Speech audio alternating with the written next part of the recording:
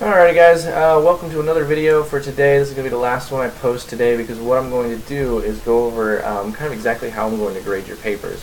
So in the generic sense, I'm going to grade your paper. Oh, the rubric's not on here. You can actually find the rubric in week 1, and I'm going to post that onto week 2 actually as well. The writing project rubric under week 1, I posted it last week, so hopefully some people looked at it last week.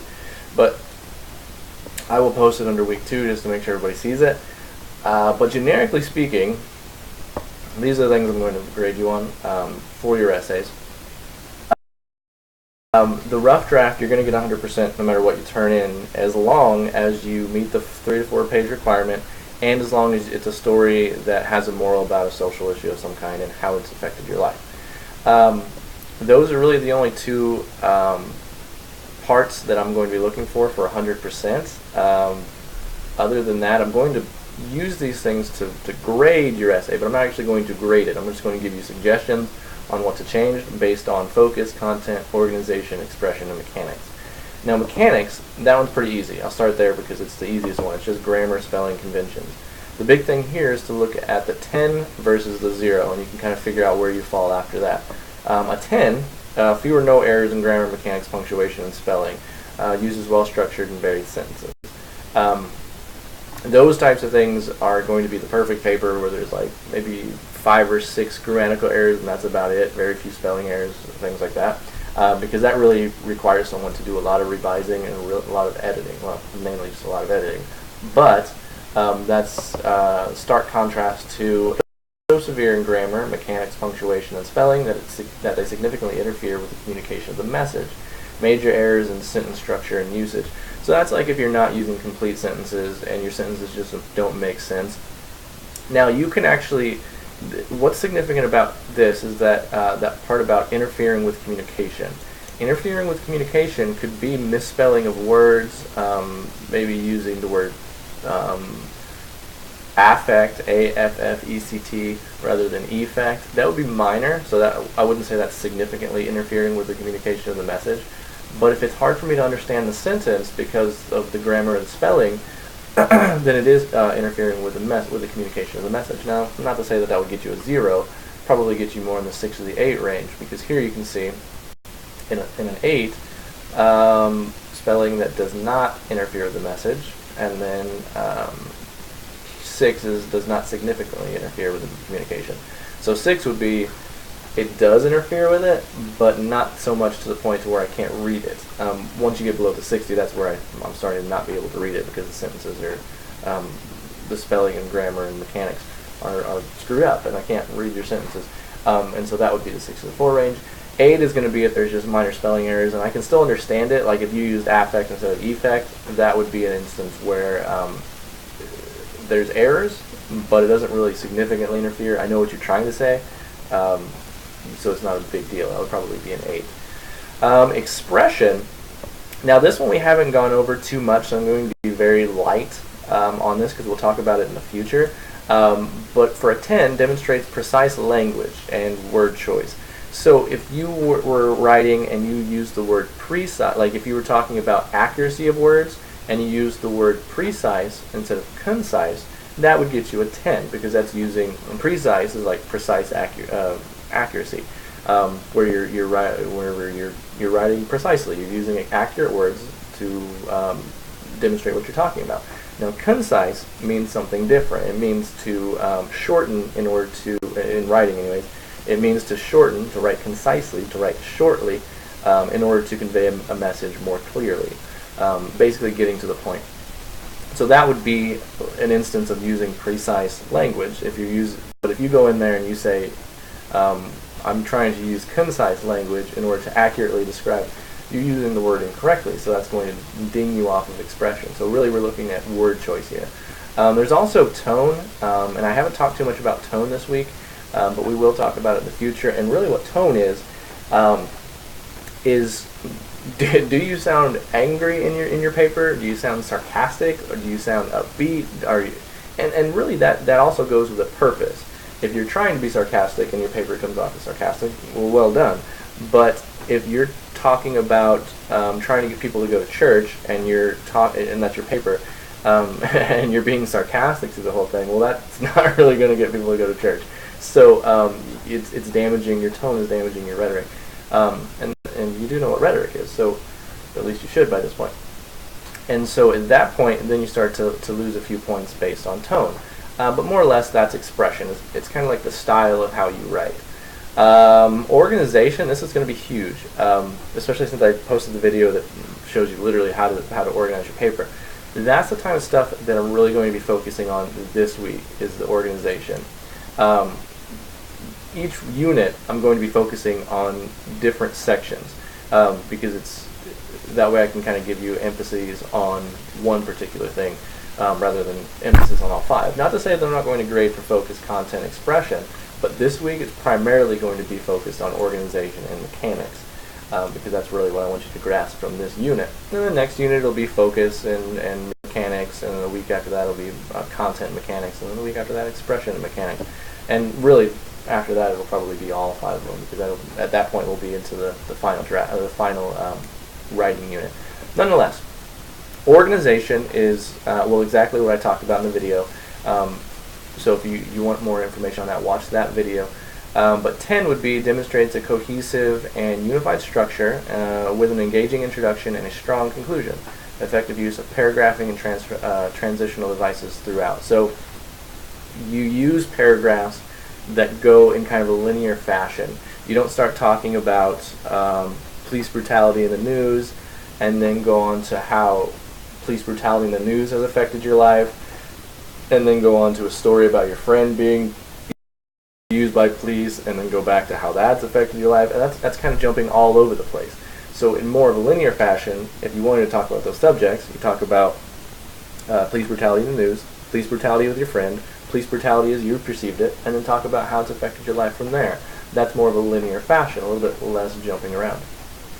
And so kind of going down to the 0 then, demonstrates no evidence of structure with no introduction or conclusion. That's if you don't use paragraphs. You just write a bunch of sentences and there's some straight line, it's just filled with the paper, no hitting enter, no indentation, no paragraphs really. So there's, like I said, both ends of the spectrum. Now, content effectively develops argument using a wide variety of detail to supplement topics and support the writer's thesis. Now, basically, that's you using the story to supplement your thesis, which in your thesis, if you go back to the essay or the video where I talked about writing a thesis, purpose of this essay is to do what? And so you ask yourself that. What is the purpose of this essay? Well, it should be to communicate the moral of the story of how this story that you told has affected your life. And so hopefully the paragraphs that follow your introduction support that.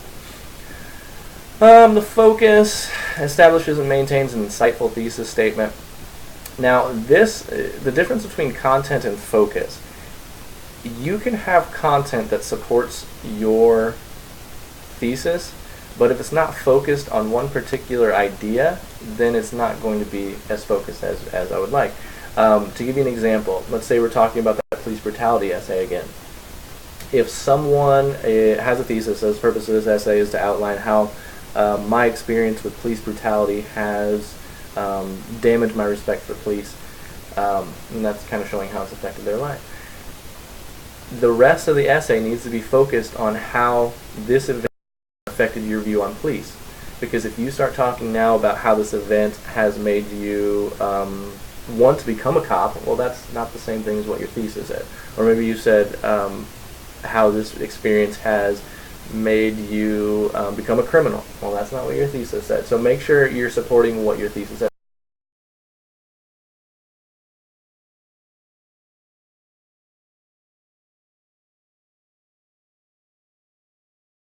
About between focus and content. So focus, content, organization, expression, mechanics. So let me open up a paper really quick. How long is this video going? I have no idea how long we are right now. Alright, anyways. Alright, so here is one essay that was turned into me. I want to go over how I would grade it. So I'm actually going to move the camera a little bit so I can see behind the camera, because at this point I can't see behind it. So see my little smile bookshelf, I still can't see it. Oh well, forget it.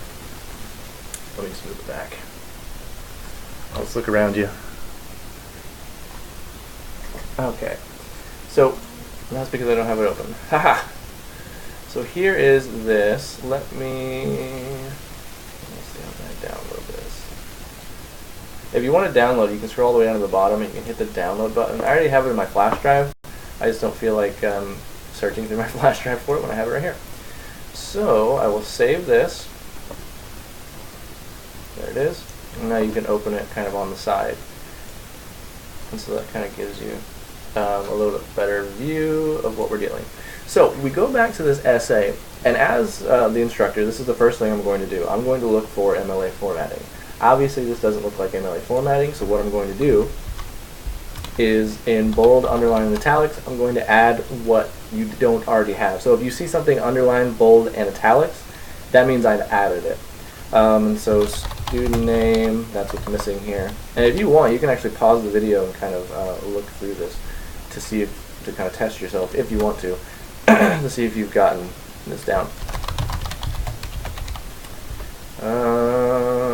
Date, and, oops, excuse me, the class name. Alright, so that's more or less what's missing there. Then I come up to the top and I add my page number. If this doesn't look familiar to you, then I suggest watching a video on MLA formatting. And I'm going to put in 12-point font, Times New Roman. If you don't have it that way, I'm going to ding you for, or at least I'll point it out in the rough draft anyways. If it's that way in the final draft, then I'll ding you for it. Let's see, now is this text? She still has Calibri and 11-point. This isn't anybody from this class, by the way. This is one of my past classes. I took the name off of it. So she needs to change all of it to 11-point or 12-point font Times New Roman. But I'm not going to do that because I can't show her that I did that. So what I'm going to do is I'm going to highlight the title and I'm going to put comments in there. And so you'll see these on your paper, and this is how you'll get your comments. And I'll give you suggestions. I'm not just going to say you suck and give you just this degrading comment. I'm going to show you how to fix it. So what I'll do here is say for instance, be sure to format all of your papers for this course in MLA format. Please note the underlined, bolded, and italics. We'll say italics because ED sounds weird. Please note that the underlined, bolded, and italics words are what I have added, and please make sure that you use 12-point font / Times New Roman for your font / font style. Okay, and so you're going to have several comments here. You're going to have several comments. You're going to have several comments here about what you need to do in order to get a better grade on the final draft. And not that you can get a better grade than 100 because you're going to get 100 on your rough draft anyways. But whenever your final draft comes around, you just turn in your rough draft again, and then you're going to have some troubles. So like I said, primarily what I'm going to focus on is organization and mechanics. So the first thing I'm going to do is read, now I'm opening crap, I didn't mean it open. Alright, well as soon as Skype comes open, I'll close that. But nonetheless, what we need to do is start reading it.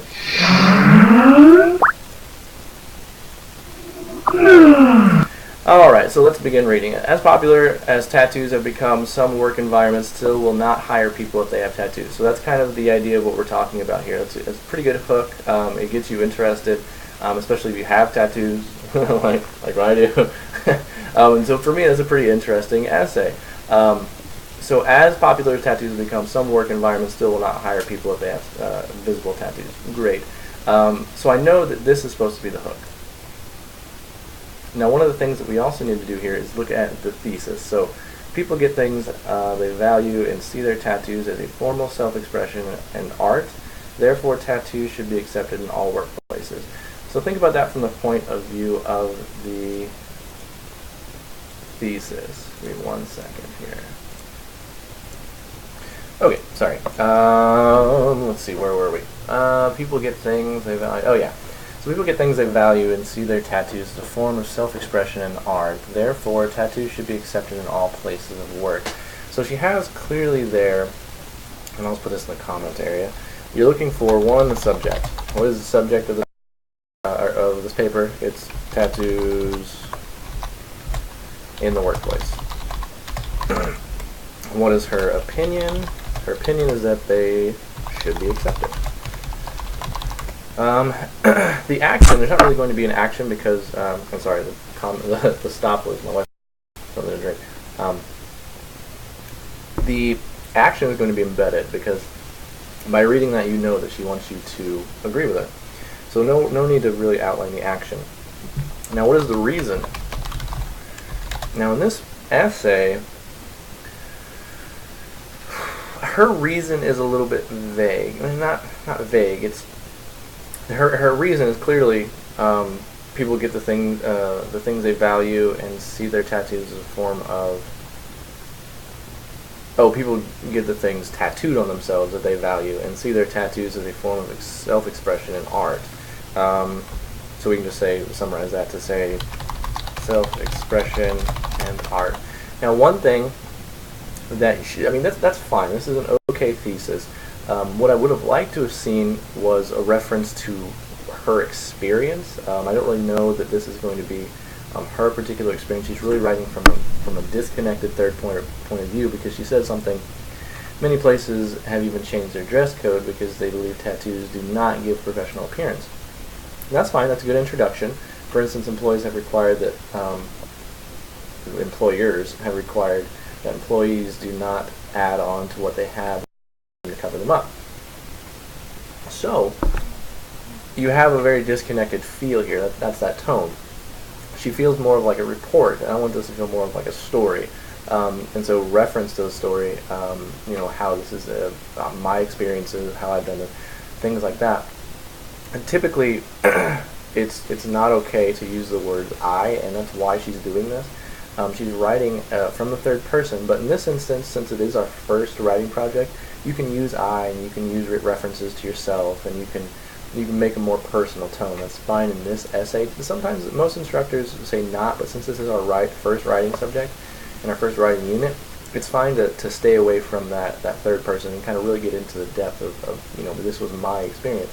So on this, whoops, I'm trying to get to there we are. On this, I would give this, because the thesis really comes down to focus. What is your thesis, and does the rest of the essay focus on it?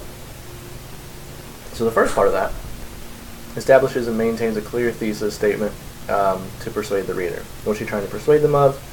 Well, in this case, it is tattoos should be accepted in the workplace.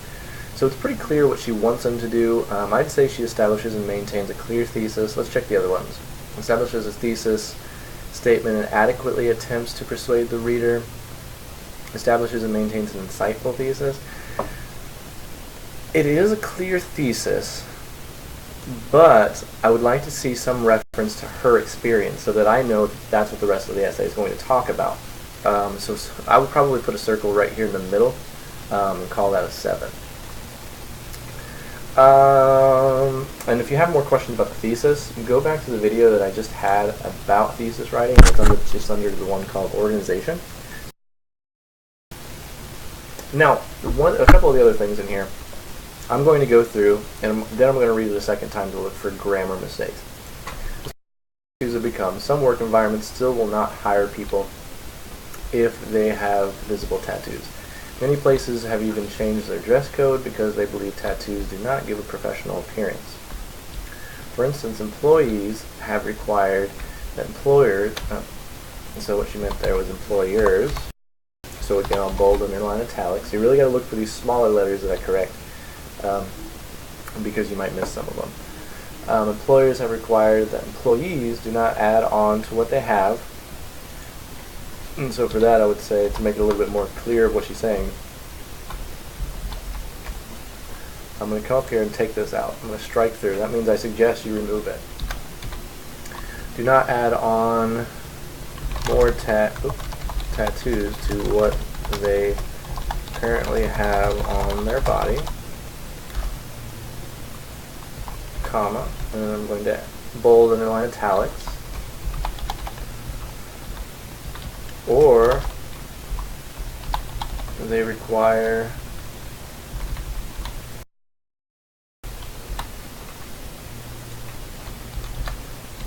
the individual to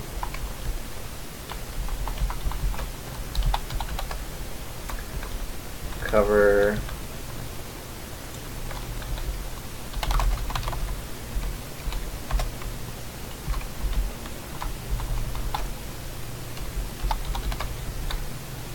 the tattoo. So this is really what I'm talking about whenever I refer to that concise writing, and well, precise writing, and there I do go using the wrong word, but I did mean concise writing. Precise language, but this is also concise writing in the fact that you need to choose your words appropriately so that you don't use extra words. Let me show you what I mean, because she had a perfect example. Here she said, or require they cover them up. That was her original sentence. Well, if we take that out and we kind of reword it a little bit to use more precise language, and by precise language you should never use the words them or the they unless you just said what you were talking about. Because she's talking about multiple things in a sentence. For instance, she's talking about employers, she's talking about employees, she's talking about tattoos, current tattoos, their body. If you say they, are we talking about employers? Are we talking about employees? So here it's fine, but whenever you start to talk about it down here, when you say them, what are we talking about? Cover them up? It really becomes a matter of flow. So let's read it like it. Let's read it as if we left all of these words here and mind. For instance, employers have required that employees do not add on to what they have. What do you mean? Add on to? We're talking about tattoos, so imagine that whoever's reading this has no idea what you're talking about, no ideas about tattoos. What do you mean by adding on to them? Because don't people just get tattoos and be done with it? No, some people get tattoos and they add more tattoos on top of it. So you have to be explicitly in-depth in what you're talking about. So add on to what they have. No, add on more tattoos to what they currently have on their body, so that you're more. There's no way that you could misconstrue. That's using, well, not really concise writing. It's using clear language, and they require, or require they. Again, it's pretty clear that in this case, they, that's referring to either the employees or the employers. And if you think about it, it's the employees. But whenever you write it this way, or they require the individual, that makes it more clear. And that's really what we're talking about here, is clear writing. Or they require the individual. Well, the employee is not going to require the employer. And what we're talking about is employees having to cover up their bodies anyways. So, or they, that is the employers, require the individual, which would be the employee, to cover them up. Now notice here, this is where we start getting into concise writing, to where we start deleting words that we don't necessarily need. It says the exact same thing, or they require the individual to cover the tattoo. You don't have to say cover the tattoo up, because if you don't have to say it. It's a word that's unnecessary, and that is what concise writing is. And so typically I would come here and I would explain everything that I just explained to you in another comment, but since I just did, I'm not going to type it all. Put that there so you can kind of see what the paper looks like at the end. So that would be expression, and mechanics are basically going to be me going through and adding the commas and changing the spelling and things like that. So that is the mechanics. So the only thing that leaves is content and organization. So the way that I'm going to go through and grade that is I'll read through and I'll read the entire essay, and I'm not going to read it all to you. I just want to show you how I'm going to grade that. And I'm going to make sure that this paragraph here, and really her essay is far too short, but nonetheless, I'm going to make sure this paragraph and any subsequent paragraphs are supporting this right here. And it should go in consecutive order. She's talking about people get the things they value. So as a reader, I'm expecting her to open up with an example of what people get as tattoos. Because in her thesis, that's what she puts first. So this first paragraph should be on getting the things they value and how people get tattoos that they value, and tattoos as self-expressions of art. Explain that content to me. Explain to me, let's assume that I don't have any tattoos, let's assume that I have no idea what tattoos are, and I've never even considered getting a tattoo, because that's the type of level we want to communicate to, unless we know that our reader is going to be, we're targeting an audience that already has this information. If that's the case, then you can write that way. But in this case, you're trying to get people to accept it in the workplace. You're not going to have to write a paper to people with tattoos to get them to accept tattoos in the workplace. So you're writing to the people that don't know anything about tattoos in this place. So again, like I said, her first section should be on getting tattoos for self-expression and art. And then she's going to tell a story about her own tattoos, or someone else's tattoos that she's experienced, and how those tattoos were in the workplace and how they've affected the workplace. And then the moral of the story should be that tattoos should be accepted in work. So after she gives me a section on the tattoos forming in their self-expression, she needs to tell me a story about tattoos in the workplace. And hopefully it's a beneficial story. Somehow the story turns out that the tattoos were good, having those tattoos benefited the job in some form or fashion, and therefore all tattoos should be accepted in the workplace. And that would be her third section. So that's kind of why I said I missed from her thesis the reference to her story. And here I would write that. Oops.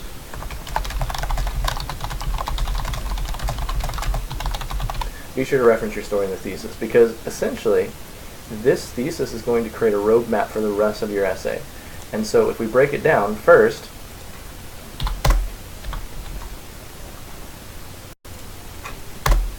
the first section should be about people getting things that they value for self-expression. The second section, which she didn't put there, which she should have, would be the story. And then the third section should be tattoos and how, explaining the moral of the story. So the story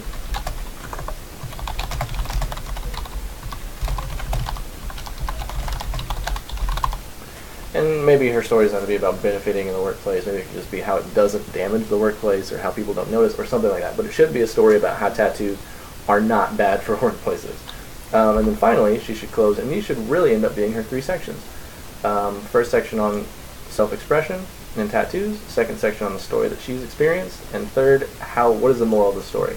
Those should be the three sections. Now she only has 3 paragraphs, so obviously there's some issues there. So she's missing that. And so she doesn't follow the structure because she didn't mention her story in the thesis.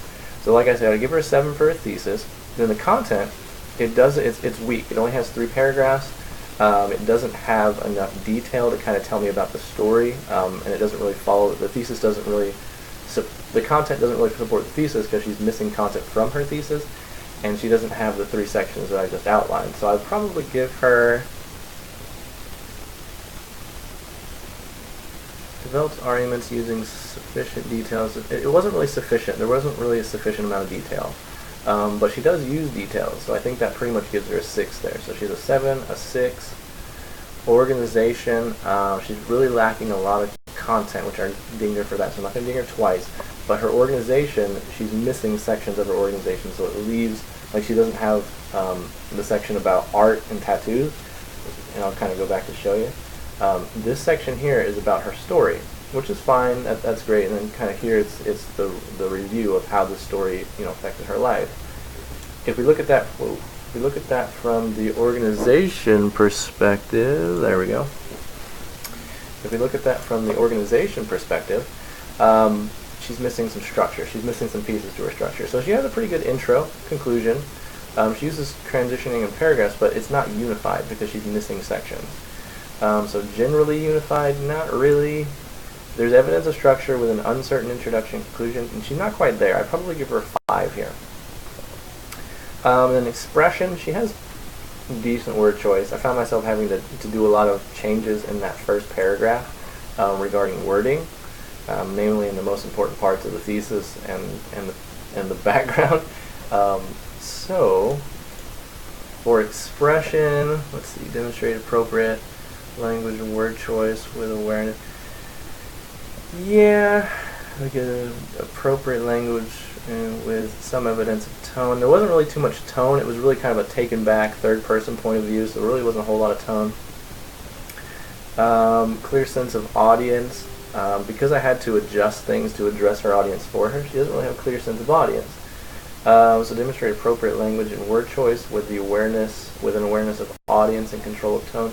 I think I could give her a 6 there. And based on what I saw, she had relatively few errors, so I'd give her probably an 8 there. So that is 7, 7, 5, 6, 8. And so what I would do at that point is I would pull up my calculator. 7 plus 5 plus 6 plus 6 plus 8. So she got a 32 out of a max of 50.